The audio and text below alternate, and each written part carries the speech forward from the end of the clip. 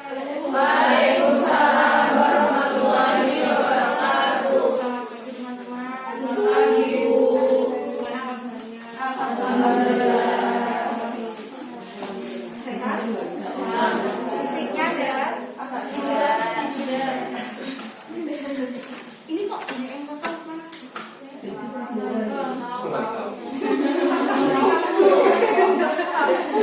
Sudah ada yang selamat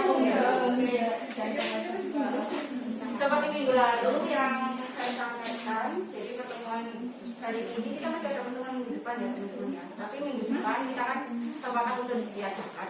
Ya kan Mas ya? Minggu depan ya kan? Juga kan maksudnya kita diadakan. Jadi minggu depan kita sinkron aja. Jadi nanti terkait dengan tugas akhir teman-teman juga bukan dengan itu tapi terkait dengan tugas kelompok. Oke, saya mulai aja ya, nanti teman-teman biar nyusun. Minggu lalu kita bahas apa minggu lalu? Bahas UTS, lalu kesehatan mental. Terus teman-teman kemarin sudah dapat topik ya, topik yang akan dibahas di tugas akhir, proses tugas akhir. Jadi ada 8 kelompok yang masing-masing sudah nulis topiknya. Nah hari ini masih berlanjut ya setelah teman-teman nyari topiknya. Sebenarnya setelah nyari topik minggu lalu ini masih ada yang tulisan saya ya, ternyata tidak nulis. Jadi teman-teman nyari fenomenanya, sudah ada yang mendapatkan fenomenanya atau belum mencari, masih belum topik aja, atau sudah ada yang mencari? Sudah. Siapa kelompok siapa yang sudah? Sudah kok. Kelompok berapa? 8. Anak-anak di panti asuhan. Nah, iya. Apa? Fenomenanya apa? Fenomenanya itu kita menyoroti ke anak-anak yang bertua kayak usia remaja itu yang masuk adik-adiknya dia. Kita ketemu dia seberapa besar sih mindfulness-nya dia sebagai seorang kakak gitu ya. Itu pengamatannya gimana, Mbak? Mengamati di mana? Kita kan sebelumnya itu udah pernah kesini ada kakak gitu untuk bandingan gitu. Kita sudah dapat gambaran gimana nih kakak-kakaknya di situ. Berarti di mana kebetulan? Di panti Malang sini maksudnya? Iya. Oh di Malang. Oke. Berarti nanti difokuskan gitu ya, difokuskan di kota Malang gitu ya, atau di wilayah itu aja atau seperti apa nanti? Itu nanti fenomenanya. Terima kasih Mbak. Nanda dia. Nanda. Oke. Yang lain? Mbak Cinda. Kelompok berapa Mbak Cinda? 3.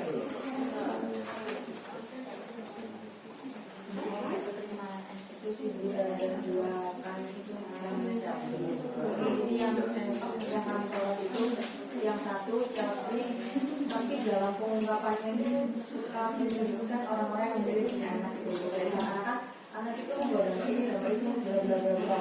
Nah kalau yang satu itu terlihat lebih yang dimaksud itu memutuskan janji dengan keputusan dan pemikiran yang berkhianatan gitu. Dia menyadari apa yang kurang dari dirinya, kenapa dia tidak punya anak, menurutnya dengan kekurangannya itu kalau dia punya anak dia tidak bisa provide segala fasilitas, terus kasih sayang ini secara emosional, secara terutama secara emosionalnya itu kurang Berarti yang diambil fenomenanya dari public figure ya. Untuk yang mungkin di sekitarnya Mbak Indah belum dari dua public figure ini jadi kalau kamu itu jadi tahu oh ternyata orang-orang yang memutuskan jalur itu bisa sebeda-beda alasannya. Terima kasih. Nanti karena memang kita mau merujuk ke sebuah ini ya, jadi kalau bisa memang merujuk ke lingkungan terdekat kalau bisa. Tapi bukan berarti salah, tidak boleh dulu saja, tapi kan kayaknya akan lebih berdampak ketika itu adalah di lingkungan kita. Bukan berarti tidak berdampak juga sih kalau yang jauh, cuma kan itu adalah gambaran. Nanti mau pakai apa, gitu ya? saya ngambil dua kelompok aja. Mau apa? Penelitian dalam bidang klinis dan kesehatan mental. Kita masih kenapa kita mau mengambil ini masih ke CPRK ya teman-teman ya, bahwa kita masih mengambil CPRK yang kedua, yaitu tataran aplikasi di kehidupan sehari-hari. Contohnya tadi ada fenomena selfie, tadi Mbak Nanda tadi ada yang dilihat di lingkungan panti asuhan gitu ya. Lalu CPRK-nya sama, bagaimana pemaparannya, cakupan materinya membahas mengenai bagaimana penerapan metode penelitian dalam lingkup psikologi klinis dan kesehatan mental. Fenomenanya ada di lapangan. Cara ngambil datanya kayak apa? Nah, ini yang akan kita bahas hari ini. Mau menggunakan apa? Misalnya di bayangan saya ya, kalau yang berjumlah tadi itu mungkin bisa pakai kualitatif. Kayak misalnya, karena kan setiap orang punya reasonnya masing-masing, alasannya sendiri-sendiri dan tidak bisa digeneralisasi. Bahwa orang itu sudah bicara, itu mungkin bisa pakai studi kasus atau fenomenologi atau apa ini kualitatif. Yang punyanya Mbak Nanda tadi itu juga bisa pakai kualitatif atau kuantitatif juga boleh, melihat kedewasaan seseorang gitu kan, misalnya pakai skala atau pakai angka atau pakai kuesioner. Nah baru nanti ditindaklanjuti pendalamannya misalnya pakai kualitatif, itu boleh. Jadi nanti ada macam-macam penelitiannya, atau mau pakai eksperimen itu juga boleh gitu ya. Jadi tergantung fenomena-fenomena apa yang didapat, terus bagaimana teman-teman bisa menggali informasi itu, mau pakai apa. Tujuannya adalah memberikan informasi yang berguna ya, sehingga dapat diverifikasi untuk menyelidiki setiap hubungan dalam berkaitan dengan satu dengan yang lain. Jadi data itu macam-macam. Tadi kualitatif wawancara itu juga data. Tadi pakai skala atau kuesioner itu juga data. Jadi data itu macam-macam ya jenisnya, bukan hanya kayak berupa angka, tapi informasi yang diberikan itu juga bagian dari data. Ini pertanyaan yang paling umum ditanyakan dalam penelitian di psikologi klinis atau kesehatan mental. Kayak tadi mungkin Mbak Dinda nanya, child free itu yang apa ya? Dia sikapnya yang apa? Apakah orang child free itu mesti karena punya pengalaman memori di masa lalu misalnya? Kalau di sini contohnya, apakah orang yang sering bicara tentang bunuh diri dia akan melakukan tindakan atau ngomong aja? Apakah dia akan melakukan tindakan? Pertanyaan yang paling umum ya. Apakah homoseksual itu bisa disembuhkan? Apakah sakit jiwa itu bisa diturunkan ke anak? Ini yang pernah kita bahas ya teman-teman ya. Schizophrenia apakah bisa diturunkan apa enggak? Nah, pertanyaan-pertanyaan ini bisa dijawab melalui yang namanya penelitian. Jadi harus ada data konkretnya.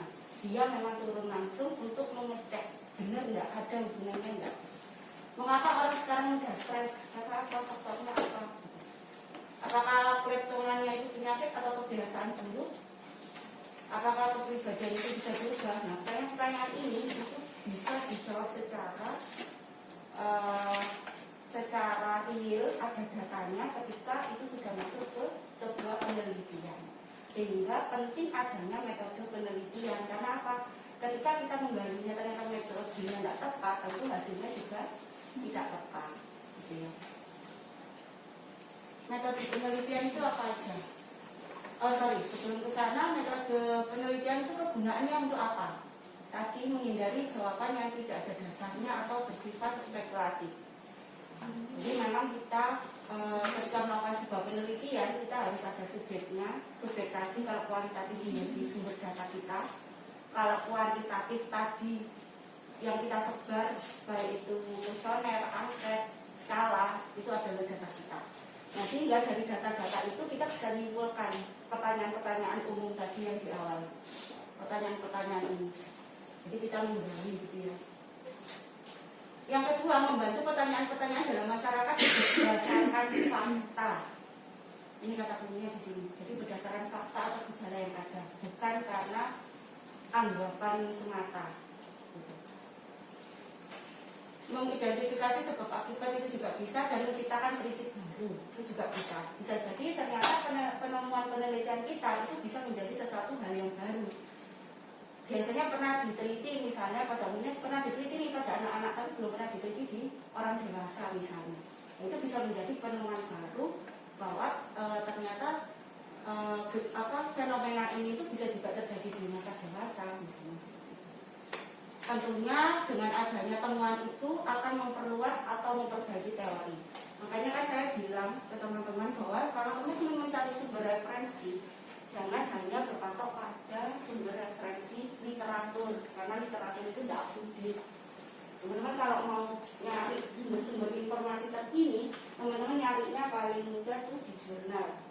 Jurnal-jurnal yang tentu kita kan juga berlangganan ya. Teman-teman kalau main ke perpustakaan itu tinggal masukkan kata kunci nyari itu banyak ribuan jurnal itu ya, bisa teman-teman cari. Nah biasanya yang kita pakai itu literatur studinya 5 tahun terakhir. Karena kalau lebih dari itu biasanya tidak update, ada penemuan terbaru lagi. Ya kayak teman-teman beli HP itu, HP-nya kayaknya udah paling baru, ternyata ada lagi yang baru, yang baru sama. Penelitian juga sama seperti itu ya, sehingga teori itu bisa diperbaiki atau diperluas, didalami maksudnya. Dan untuk menguji efektivitas dan efisiensinya seperti apa teori yang ada. Pendekatan penelitian tadi sudah saya singgung ya, kualitatif dan kuantitatif. Para kualitatif memungkinkan meneliti sebuah kasus kejadian secara mendalam dan detail. Data diperoleh lebih banyak, gambaran situasi, kejadian, interaksi, dokumentasi. Dokumentasi itu juga data. Misalnya kalau di bidang klinis itu riwayat sakitnya itu juga data. Misalnya pernah punya sakit apa sebelumnya, itu juga bisa jadi data. Kutipan langsung secara kertas, SMS, mungkin ini masih zaman dulu ya, sekarang mungkin WA atau mungkin sekarang juga bisa kalau di Twitter, tweetannya itu juga bisa jadi sebuah data. Data tidak dikelompokkan menurut setuju atau tidak setuju, benar salah, tetapi data itu ditafsirkan, dipahami dan dianalisis. Jadi kekuatan dari penelitian kualitatif ini dari subjeknya, sumber data yang diperoleh dari subjek. Metode yang bisa digunakan untuk kualitatif apa? Sudah pernah belajar metode penelitian? Kualitatif apa? Observasi wawancara. Ketika diwawancara lalu tidak memberikan informasi apa berarti kita tidak punya data. Jadi seseorang itu menentukan big data kita kalau kualitatif. Jadi dia memberikan informasi tidak ke kita. Itu nanti yang bisa dianalisis. Kalau kuantitatif, ini contohnya gambaran compression pada psikolog klinis. Jadi ini saya ambil contoh ya dari jurnal JP3SDM. Jadi ingin tahu pakai dia metode penelitian, ini metode penelitian yang digunakan metode kualitatif dengan desain penelitian single case design.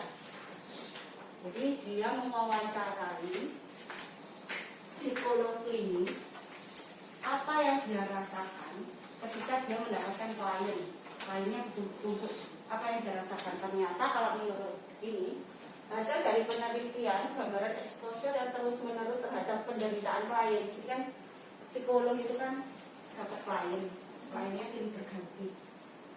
Dianya kayak apa setelah menerima informasi ya, dari berbagai orang, permasalahannya orang berdampak enggak ke dirinya. Penelitian ini tuh mau nanya itu. Jadi dia menggali ternyata penderitaan klien itu berdampak pada kondisi mental psikolognya. Kalau berdasarkan penelitiannya apalagi banyak. Kalau di angkatan saya, tapi udah lama ya, 2012 itu teman saya meneliti tentang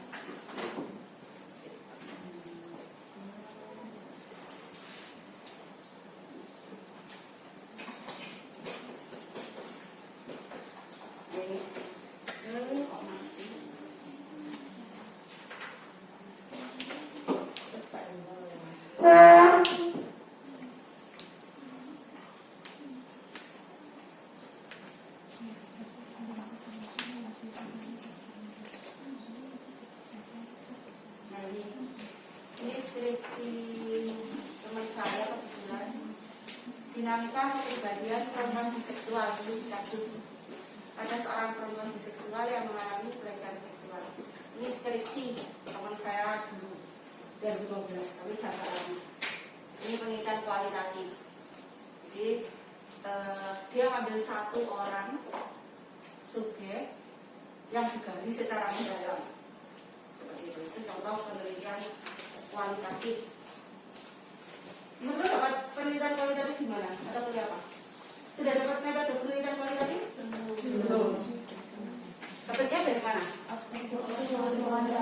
Oh, cuma tak kuliah asesmen. Mata kuliahnya observasi berarti. Iya. Nah, termasuk di sini juga observasi tadi kan, data dari secari kertas, data dari misalnya dari cuitannya misal di Twitter itu kan juga observasi sebagai data penguat. Gitu. Jadi memang kita kalau di kualitatif itu harus pinter-pinter menggali gitu ya. Jadi teknik wawancaranya juga harus diperkuat, observasinya. Kalau kita namanya kualitatif. Kalau kuantitatif itu lebih objektif karena reaksi yang diukur sehingga dapat dibandingkan di analisis secara statistik. Maksudnya objektif itu bisa dilakukan secara langsung, misalnya skala terhadap satu kelas, gitu kan, ngisi, terus langsung di scoring hasilnya ketemu kan, dan dianalisis secara statistik seperti apa selesai. Tapi kalau kualitatif tadi kan enggak, kita harus menggali lagi. Kita misalnya wawancara sekali, terus ternyata enggak nemu kan, belum ada data yang bisa dianalisis, kita wawancara lagi, ya kan? Secara waktu dia juga membutuhkan waktu lebih. Jadi kalau di sini sekali ngisi skala, tapi ya itu tadi pengukurannya harus terstandar, ada syaratnya juga.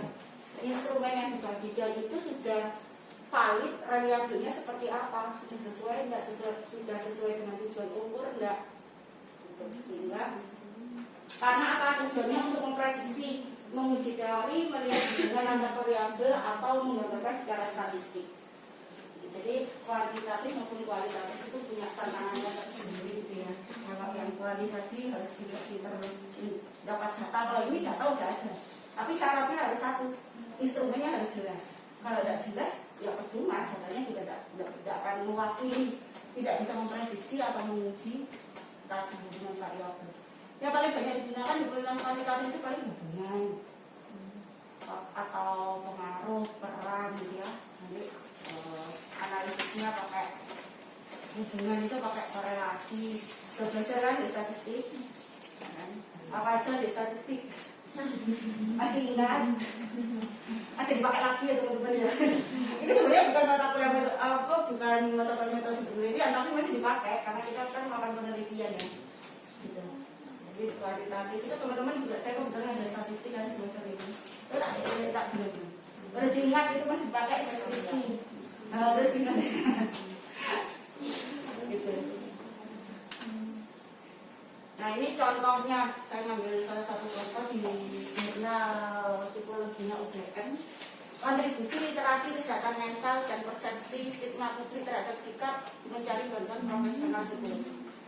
Nah, jadi di sini di abstraknya ini metode penelitiannya menggunakan kuantitatif dengan desain penelitian regresi. Jadi dia menggunakan regresi ya analisisnya, tapi menggunakan kuantitatif. Jadi di awalnya di abstraknya itu kenapa dia meneliti ini? Karena orang itu belum aware tentang kesehatan mental, sehingga dia belum bisa mencari bantuan profesional ketika mengalami gangguan kesehatan mental. Yang dirujuk pertama adalah ke paranormal, ke kiai, ke ustadz, gitu, atau mungkin ke pendeta, gitu. Jadi itu yang paling rujukan awal. Jadi sebelum meminta bantuan profesional mereka masih ke sana, sehingga dia ingin tahu literasi kesehatan mental itu ngaruh nggak sih?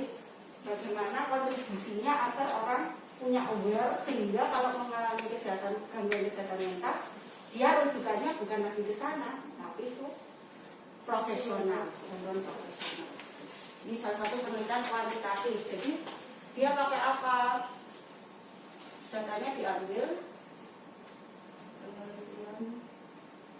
Nah, itu nanti teman-teman bisa cari subjeknya 349 orang. Jadi banyak ya. Terkait subjek juga. Kalau kuantitatif itu biasanya dia lebih banyak. Subjeknya banyak. Kalau kuali itu 1, 2, 3, tapi mendalam. Tapi kalau kuantitatif biasanya N-nya yang besar. Jadi semakin banyak, semakin bagus kalau di kualitas. Jadi tergantung teman-teman yang punya topik-topik ini yang sudah ditulis, maunya apa? Maunya 1, satu tapi mendalam, ya satu dua lah mendalam, atau maunya yang klasikal yang ceritanya besar.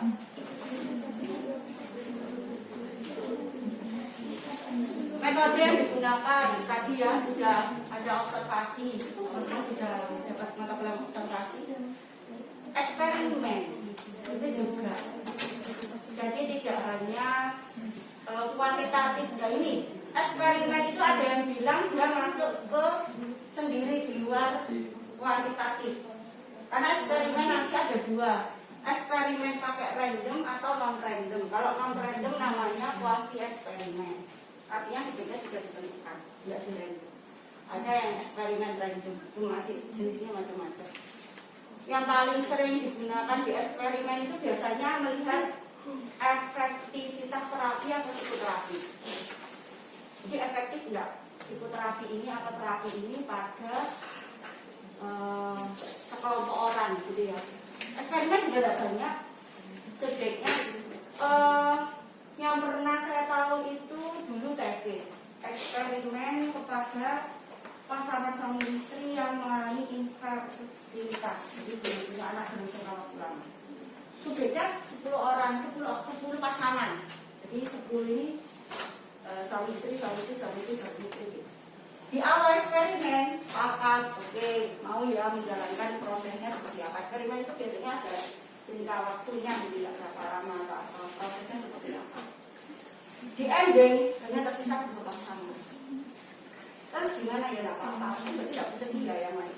Kadang istrinya bersedia, suaminya enggak, suaminya bersedia, istrinya enggak. Gitu. Itu kan berarti variabel yang tidak bisa kita kontrol. Ya nggak apa-apa, jadi yang dipakai hanya 2 di ending. Setelah beberapa tahap dari 10 pasangan tersisa 2 pasangan. Korelasi teman-teman sudah tahu ya, produk ini pasti ingat.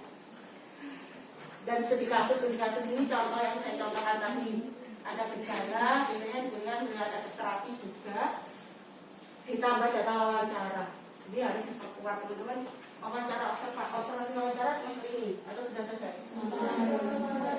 Itu diperkuat lagi, dibagi lagi. Ada mata kuliah konseling tidak salah. Nah, diperkuat lagi kan? Ya wawancara observasi lagi kan dibagi lagi. Nanti diperkuat juga untuk pengambilan data. Karena itu juga salah satu pengambilan data. Nah, untuk pengukuran, nah ini kebetulan kalau pengukuran itu ada survei ya. Survei itu juga bagian dari kuantitatif juga, ada uji coba, populasi sampel, ada tes fisik. Fisik itu pengukuran fisik misalnya itu telis observasi itu loh teman-teman. Ada nggak? Checklist. Nah, itu bagian dari observasi juga fisik. Susunan atau interval, kayak misalnya teman-teman di rumah sakit, rasa nyerinya berapa, 1 sampai 10, skala 1 sampai 10.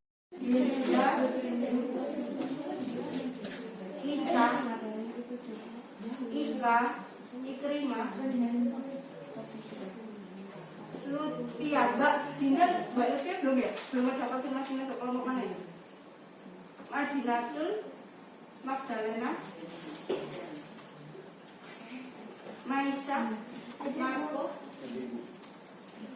Najwa, Nanda Putri, Natasha, Korina, Ramanda, Salsabila Anggun, Salsabila Jihan, Salsabila Sarno, Salsabila Samba, Siva Arum,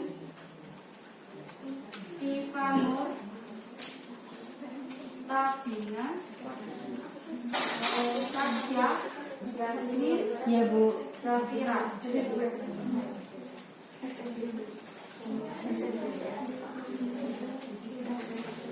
Oke. Kalau ada yang ditanyakan pertemuan hari ini saya tutup, dilanjutkan itu ya, kerja mandiri ya, untuk nyari artikel masing-masing anggota kelompok 1 sebelumnya teman-teman gitu ya. Oke, semoga hari ini teman-teman bisa mendapatkan sedikit manfaat dari pertemuan hari ini. Oh ya, saya juga mohon maaf lahir dan batin ya kalau misalnya ada salah-salah.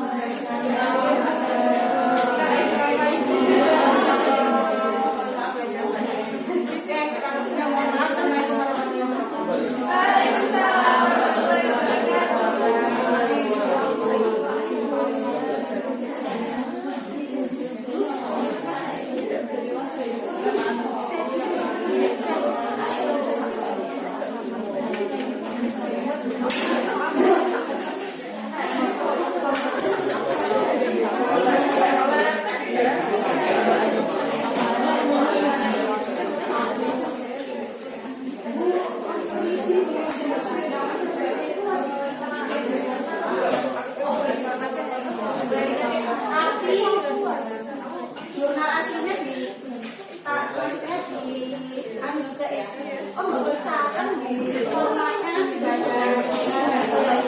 Formatnya